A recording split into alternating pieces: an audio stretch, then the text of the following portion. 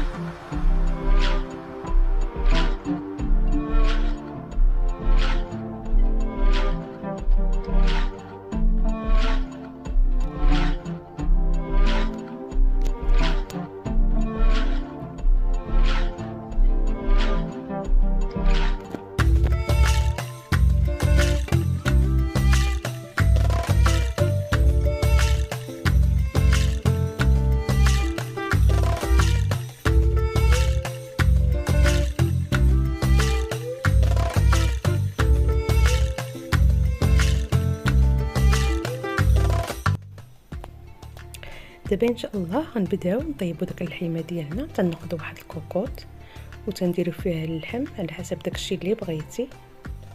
انا تقريبا درت كيلو ديال اللحم، انت ديري العبار اللي بغيتي. انا تنوريك انا غير الطريقه كيفاش يجيك هذا اللحم مشوي بسرعه تيطيب، ولكن راه تيجي راك شفتوا اللوين ديالو كي داير. من بعد تنديروا واحد معلقه صغيره ديال القزبور يابس مدقوق، واحد نص معلقه صغيره من الفلفل الاسود او الابزار، تنديروا واحد معلقه صغيره ديال الكمون، اللحم مشوي تيبغي الكمون، ومعلقه صغيره من الملح، وتنضيفوا كذلك واحد جدروس ديال الثوم. صافي هادشي اللي غنديروا في هاد اللحيمه. ما تنديروا معها لا زيت لا ما لا حتى شي حاجه. هاد اللحيمه غطيب غير في الماء ديالها او في ديك ليدام اللي فيها صافي، وتنقفلوا على الكوكوط ديالنا. من بعد ما تصفى الكوكوط تنحسبوا لها تقريبا 20 دقيقه على حسب الشكل ديال اللحم اللي عندكم، واش كبير ولا صغير. انا تقريبا خدا ليا 20 دقيقه صافي. من بعد ما دازت ديك المده ديال 20 دقيقه، ها هو اللحيمه ديالنا كيفاش تجي. شوف اللحم كيفاش تيجي محمر ومقرمل وواقف في داك ليدام ديالو. رائع رائع هذا اللحم، تيجي بنين بزاف. ها هو اللوين كيفاش تيجي محمر وزوين وطيب مزيان في وقت وجيز جدا.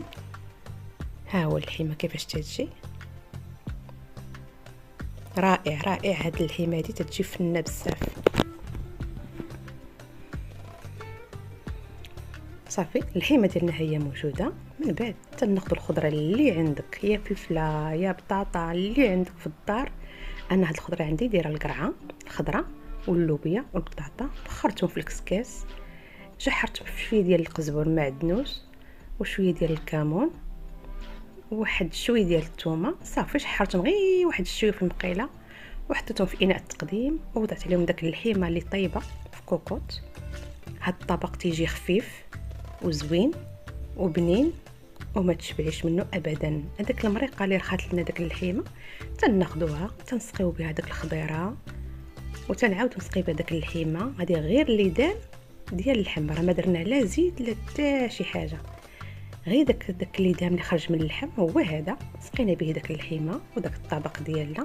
ولكن انا بغيتك تذوقي هذا الطبق، راه تيجي رائع وسهل. شوف اللحيمه كيفاش تجي فتيه فتيه، غير هو سخون بزاف باش انا ما قدرتش ناخذ منه. ها هو تيجي فتي ورطيطب. هذا راه اللحم البقري ماشي اللحم الغنمي، اما اللحم الغنمي ربما غيطيب يمكن غير في 15 دقيقه.